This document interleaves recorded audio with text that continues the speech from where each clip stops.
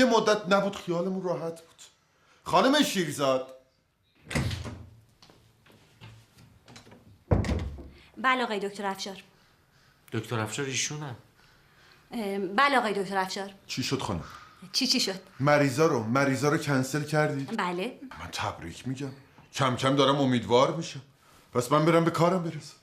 ببخشید فقط خانم کرباسی تماس گرفتن، گفتن اگر پانسمان دماغشون خیس باشه اشکالی نداره. نه چه اشکالی داره؟ حالا بعداً خوش میشه.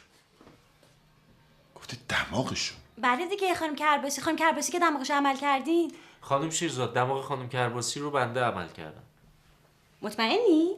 با این حساب من امروز میتونم برم استراحت کنم دیگه. یعنی چی؟ اینجوری که پیداست خانم شیرزاد به جای اینکه بیماری شما رو کنسل کنم بیماری بنده رو کنسل کرد. خب اینطوری من بدبخت شدم که. حالا من چیکار کنم؟ خانم بفرمایید تا جایی که میتونید کنسل کنید. بفرمایید. بله چشم.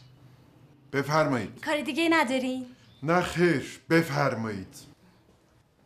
خانم شیرزاد در اون طرفه. بفرمایید.